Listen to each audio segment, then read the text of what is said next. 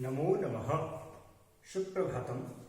प्रिय छात्राः, वयम् अद्य संस्कृतव्याकरणस्य कक्षायां भवतां सर्वेषां स्वागतं करोमि।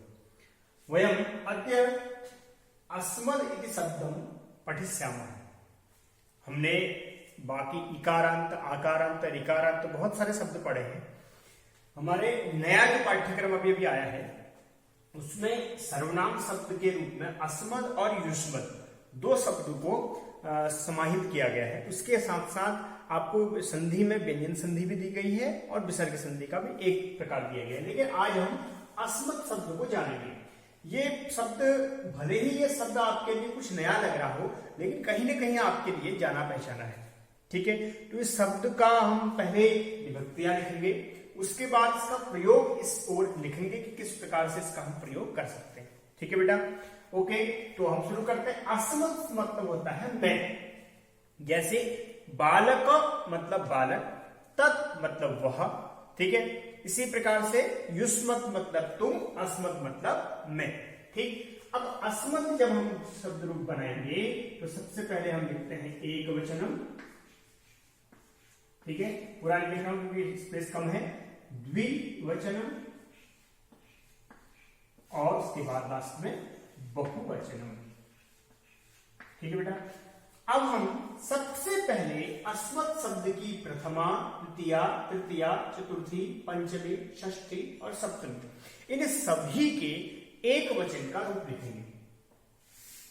ठीक है बेटा, तो एक वचन में सबसे पहले अस्मद का क्या बनता है? जाना पहचाना मैं, अहम। अहम यानी कि मैं। ठीक है, अब द्वितीया का मतलब क्या होता है? को, हमने पढ़ा हुआ है, तो माम, मुझको। ठीक है, अहम माम, मेरे द्वारा, तो मया। मेरे लिए, मह्यम।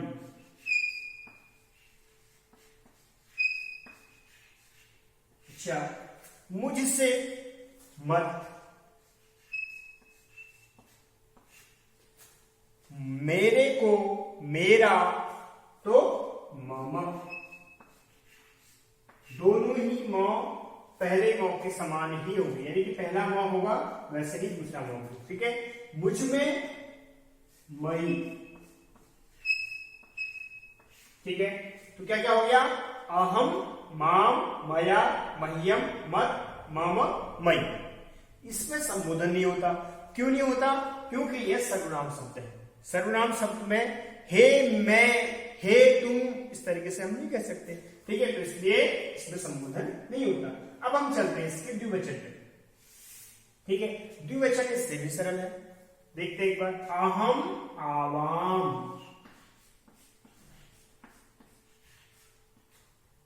अहम आवाम। ठीक है, माम आवाम। हमेशा आपने देखा होगा कि किसी भी शब्द रूप में द्विवचन का प्रथमा, द्वितीया एक समान, तृतीया, चतुर्थी, पंचमी एक समान, षष्ठी, सप्तमी एक समान होता है। तो वैसे यहां भी होगा, आवाम आवाम। ठीक है, मया आवाभ्याम।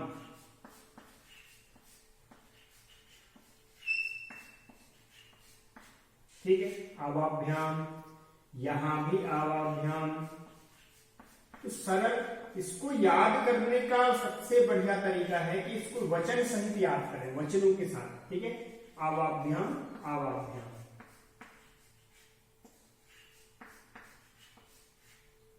ठीक है, तो क्या क्या हो गया? आवाम आवाम, आवाभ्याम आवाभ्याम, आवाभ्याम, आवयोः आवयोः, मम आवयोः, मयि आवयोः।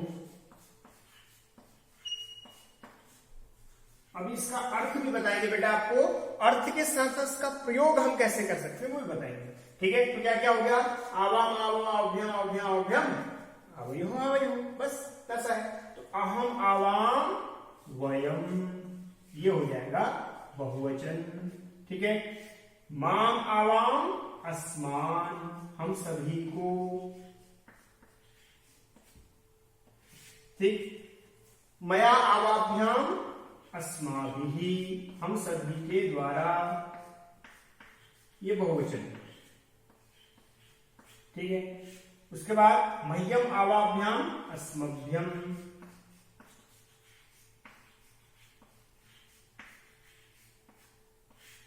फिर चतुर्थी पंचमी एक समान होती है, मत आवाभ्याम अस्मभ्यम,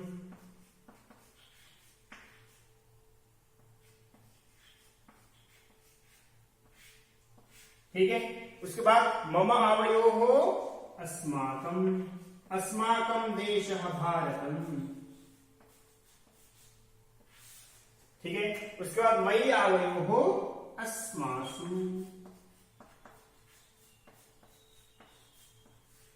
तो इस तरीके से आपका रूप बन गया पूरा शब्द रूप। कौन सा? अस्मत् शब्द था जिसका अर्थ था मैं, शब्द था अस्मत्, शब्द बना अहम, ठीक है। सर्वनाम शब्द है, अस्मत् शब्द है, तकारांत शब्द है, ठीक है। जैसे तकारांत शब्द तत् भवत्, उसी तरीके से अस्मत् शब्द तकारांत शब्द, ठीक है। तो अहम आवाम वयम इति प्रथमा, माम आवाम अस्मान् इति द्वितीया, मया आवाभ्याम अस्माभिः इति तृतीया, मह्यम आवाभ्याम अस्मभ्यम इति चतुर्थी, मत आवाभ्याम अस्मभ्यम इति पंचमी, मम आवयोः अस्माकं इति षष्ठी, मयि आवयोः अस्मासु इति सप्तमी।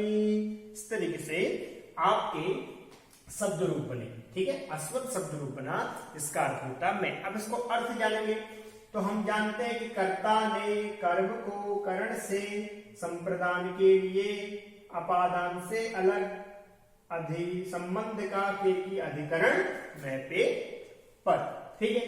तो ने अहम मैंने, माम मुझको, मया मेरे द्वारा, मह्यम मेरे लिए, मत मुझसे, मम मेरा, मई मुझ में। इस तरीके से आप क्या कर सकते हैं, इसके रूप को लिख सकते हैं, इनको समझ सकते हैं, ठीक है। और तो और इनका प्रयोग भी कर सकते हैं। अब देखो एक छोटा सा हम एक एक करके इनका प्रयोग करने का कोशिश करते हैं। जैसे अहम, एक वाक्य लिखते हैं, अहम, छोटा सा वाक्य लिख रहा हूं, अहम शिक्षकः अस्मि, मैं शिक्षक हूं, ठीक है। अहम शिक्षकः, सबका प्रयोग नहीं कर सकते, देखो यानी यहां पर नहीं कर सकते, वैसे तो कर सकते हो, हमने अहम का प्रयोग कर लिया। तो ये जो पहली वाली लाइन आप देख रहे हैं बेटा, ठीक है, अहम आवाम वयम, तो इसका प्रयोग हम कहां करते हैं? वाक्यों में करते हैं। कहां वाक्यों में करते हैं? ये जो तीनों हैं, कर्ता की कौन सी विभक्ति होती है? हमेशा प्रथमा विभक्ति। तो जिस भी शब्द रूप की जो पहली लाइन होगी वो पहली लाइन आपकी कर्ता ही होगी, ठीक है। और उसको कर्ता के रूप में देखेंगे तो एक वचन का कर्ता, इससे एक वचन की क्रिया, तो अहम के साथ मी, अहम अस्मि, अहम शिक्षकः अस्मि, अहम छात्रः अस्मि, इस तरीके से इसका प्रयोग कर सकते हैं, ठीक। दूसरा वाक्य बनाते हैं,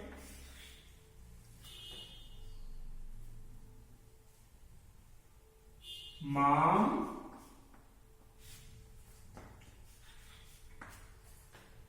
अपि, माम अपि पाठय, मुझे भी पढ़ाओ, मुझको भी पढ़ाइए। माम अपि पाठय, माम अपि ददातु, मुझको भी दो, ठीक है, या मेरे लिए भी दो, दोनों का प्रयोग कर सकते हो। तो माम अपि पाठय, ठीक हो गया बेटा।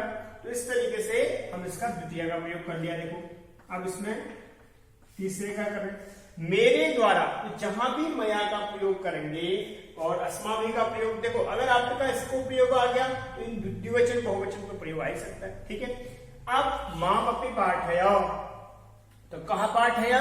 भवान, भवान माम अपि पाठय। तो माम यहां पर कर्ता नहीं है, ध्यान रखना। माम यहां पर क्या है? कर्म ही है। द्वितीय में कर्म होता है, तृतीय में कर्ण होता है, चतुर्थी में संप्रदान होता है, तो उसका प्रयोग उसी तरीके से होगा। तो कई बार संस्कृत में क्या होता है कि कर्ता अप्रत्यक्ष हो जाता है, दिखता नहीं है। जैसे इसमें कर्ता, आप ये मत समझिएगा कि माम करता है, मुझको भी पढ़ाओ, किससे कह रहा है? वो दूसरा है जिसको कह रहा है कि मुझको भी पढ़ा, आप मुझे भी पढ़ा। तो आप शब्द यहाँ छुपा हुआ है, तो यहाँ पर पाठ्य के हिसाब से हम ले सकते हैं कोई भी कर्ता, क्योंकि हमने पढ़ा था स्वतंत्र कर्ता। कर्ता क्या होता है?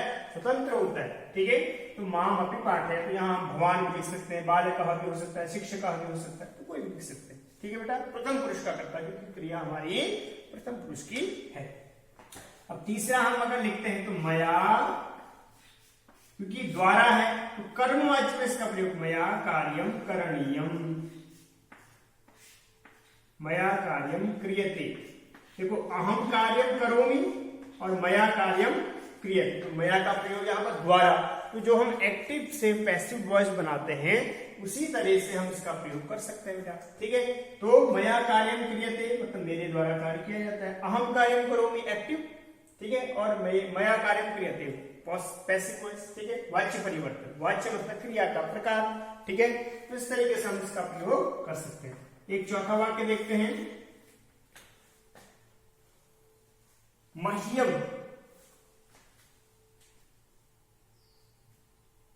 मह्यम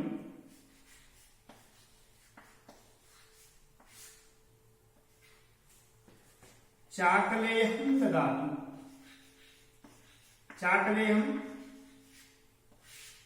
मतलब चॉकलेट, ददातु मतलब दो। ठीक है, लेकिन देने वाला कौन है? कोई और है, ये ध्यान रखना। किसके लिए देनी है? मेरे लिए।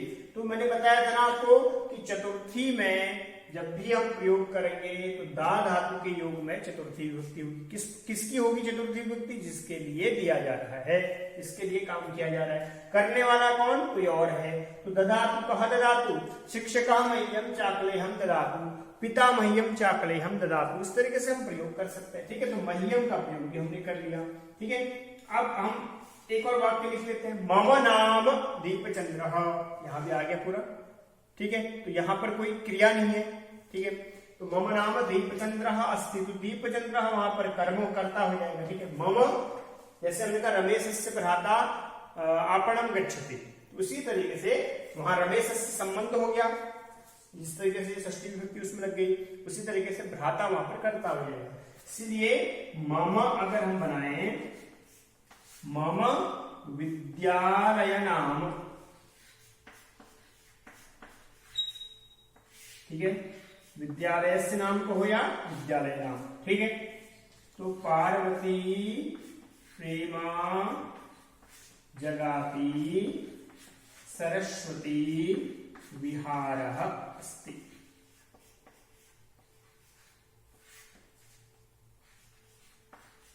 ठीक, इस तरीके से हम इसका प्रयोग कर सकते हैं। तो ये हमने क्या किया? इनका प्रयोग भी किया। तो जिस तरीके से ये अपना इधर से हमने क्या लिखे? सारे अस्मत् शब्द के रूप लिखे, उधर उनके हमने प्रयोग किए। ठीक है बेटा, इस तरीके से हम इनके प्रयोग भी कर सकते हैं। ठीक, तो अब इसके साथ साथ हम एक वचन का हमने यहां पर प्रयोग किया, उसी तरीके से हम द्विवचन का भी कर सकते हैं, उसी तरीके से हम बहुवचन का भी कर सकते हैं। ठीक है, जैसे हमने लिखा मया कार्यम क्रियते, तो यहां पर हम लिख सकते हैं अस्माभिः कार्यम क्रियते। ठीक है, तो केवल यहां पर चेंज होगा, क्रिया की चेंज होती है, क्योंकि प्रथमा विभक्ति कर्ता होती है और जैसा कर्ता वैसी क्रिया होती है। तो इसलिए हम एक वचन, द्विवचन, बहुवचन जो कर्ता और क्रिया चेंज होगी वो कहां होगी? इन वाक्यों में, इन तीनों शब्दों में होगी। यानी कि एक वचन की कर्ता तो एक वचन की क्रिया, द्विवचन का कर्ता द्विवचन की क्रिया, बहुवचन का कर्ता तो बहुवचन की क्रिया। ठीक है, लेकिन बाकियों में हम क्रिया के साथ ज्यादा छेड़छाड़ नहीं करेंगे। ठीक है, यहाँ हमें माया कार्यम क्रियते, इसके अकॉर्डिंग इसको प्रयोग कर लिया। लेकिन मह्यम चाकलेहं ददातु किसी और की बात थी तो उस हिसाब से हमने किया। मम विद्यालयस्य नाम पार्वती प्रेमा जगाति सरस्वती विहारः अस्ति। ठीक है, ये इसके अकॉर्डिंग क्रिया नहीं लगी, इसके अकॉर्डिंग क्रिया लगी, क्योंकि ये एक वचन था। ठीक है, तो इसी तरीके से हम बहुवचन का प्रयोग भी कर सकते हैं। ठीक है बेटा, तो इसी तरीके से अब हम युष्मत् शब्द का प्रयोग करेंगे। ठीक है, युष्मत् शब्द, तो इसको हम हटा दें, बाकी चीजें सेम रहेंगी। ठीक है,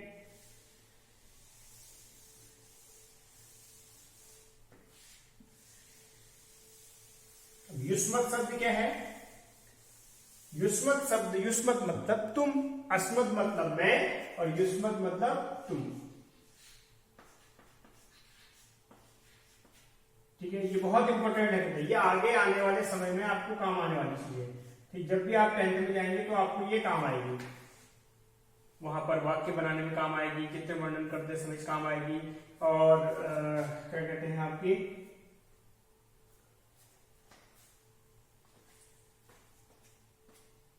पत्र लेखन में काम आएगी। ठीक है, इस तरीके से काम आ सकती है। तो जैसे अस्मत् का मतलब मैं, ऐसे ही युष्मत का मतलब तुम। ठीक है, तो सबसे पहले कर्ता लिखते हैं हम, त्वम युवाम, त्वम युवाम यूयम, ये तो हमने पढ़ा है ना बेटा। त्वम के साथ हमेशा सी, युवाम के साथ हमेशा थह और यूयम के साथ थ का प्रयोग वर्तमान काल में होता है। त्वम युवाम यूयम।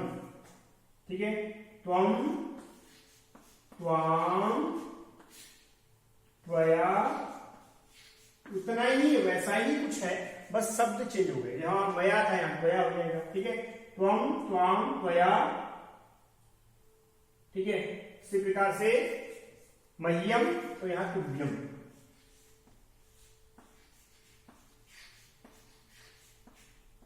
वहां मत था, यहां त्वत। ठीक है, इस तरीके से हम प्रयोग हम यहां पर कर सकते हैं। ठीक है, तो सबसे पहले हमने क्या जाना,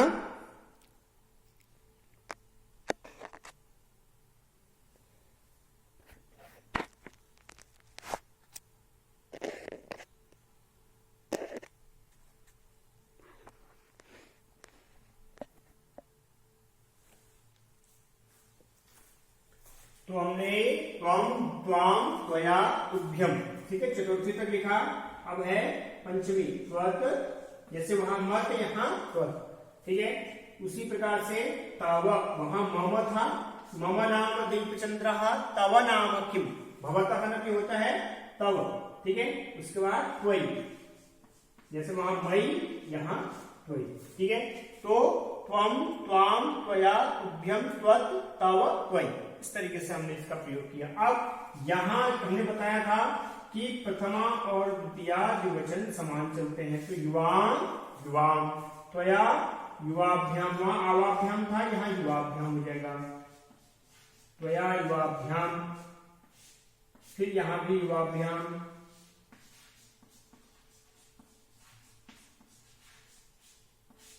ठीक है, फिर पंचमी में भी युवाभ्याम।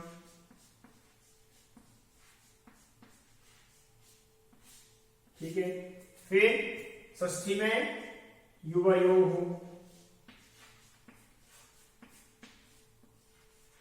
और सप्तमी में भी युवयोः का प्रयोग हम करें। ठीक है बेटा, तो ये हो गया युवाम युवाम युवाभ्याम युवाभ्याम युवाभ्याम युवयोः युवयोः। जैसे वहां आवाम आवाम, आवाभ्याम आवाभ्याम आवाभ्याम, आवयोः आवयोः था, वैसे यहां पर युवा। ठीक है, त्वाम युवाम युष्मान, जैसे वहां अस्मान, यहां युष्मान, युष्मद है। ठीक है, युष्मान। त्वया युवाभ्याम, अस्माभि की जगह युष्माभि।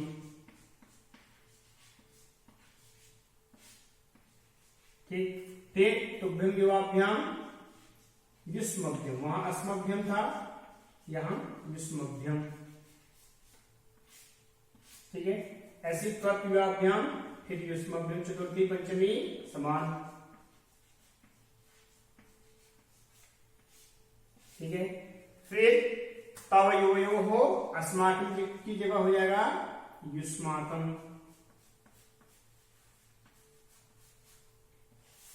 ठीक, त्वयि युवयोः युष्मासु, वहां अस्मासु था, यहां युष्मासु। ठीक, इस तरीके से हमने अस्मद और युष्मद दोनों ही शब्द रूप जो कि सर्वनाम शब्द हैं उनका प्रयोग किया। अस्मद का मतलब मैं, युष्मद का मतलब तुम, न कि आप। ठीक है, आपके लिए भवत शब्द अलग से होता है। ठीक है, यहाँ क्या है, मध्यम पुरुष के रूप में इसका प्रयोग होता है, उसका उत्तम पुरुष के रूप में प्रयोग होता है, इसका अहम आवाम वयम का, इसका त्वम युवाम युवम यूयम का मध्यम पुरुष के रूप में प्रयोग होता है। ठीक है, त्वम युवाम यूयम। इसी तरीके से फिर त्वम मतलब तुम, त्वाम मतलब तुमको, त्वया मतलब तुम्हारे द्वारा, तुभ्यम मतलब तुम सबके लिए, त्वत् मतलब तुमसे, ठीक है, तव मतलब तुम्हारा, और त्वयि मतलब तुम में। ठीक है, फिर युवाम मतलब तुम दोनों ने, युवाम दूसरे युवाम का तुम दोनों को, युवाभ्याम तुम दोनों के द्वारा, युवाभ्याम तुम दोनों के लिए, युवाभ्याम तुम दोनों से। तो जैसी विभक्ति का प्रयोग जैसा उसमें आवश्यकता है, हिंदी के अनुवाद करते समय खासकर जैसे हमने कहा तुम दोनों के द्वारा या तुम दोनों के लिए चॉकलेट आई है या लाई है। कौन लाई है? माता लाई है, बहन लाई है। ठीक है, बड़ी बहन तुम दोनों के लिए चॉकलेट लाई है। माना इस वाक्य को हमने बनाना है, तो हम क्या करेंगे देखते हैं। ठीक है, बड़ी बहन, तो क्या क्या लिखेंगे बड़ी बहन के लिए? ज्येष्ठा भगिनी, बड़ी बहन हो गई ज्येष्ठा भगिनी। ओके हो गया। अब ज्येष्ठा भगिनी क्या लाई है? चॉकलेट लाई है। ठीक है, लाती है या लाई है तो ला गई है, आनीतवती। ठीक है, ज्येष्ठा भगिनी यहां लिख देते हैं आनीतवती। ठीक है, तो हमने आनीतवती लिख दिया। अब ज्येष्ठा भगिनी लाई है। ठीक है, आनीतवती मतलब ला गई है। क्या लाई है? किसके लिए लाई है? तुम दोनों के लिए। तो यहां ये चतुर्थी वाला हो जाएगा। ठीक है, तो चतुर्थी के लिए हम प्रयोग क्या करेंगे? युवाभ्याम। इस तरीके से हम इसका प्रयोग कर सकते हैं। ठीक है, युवाभ्याम मतलब तुम दोनों के लिए। ज्येष्ठा भगिनी युवाभ्याम किम आनीतवती अस्ति? चाकलेहम आनीतवती अस्ति। इस तरीके से बेटा हमने किसका प्रयोग कर लिया? फिर युवाभ्याम का प्रयोग हमने कर लिया।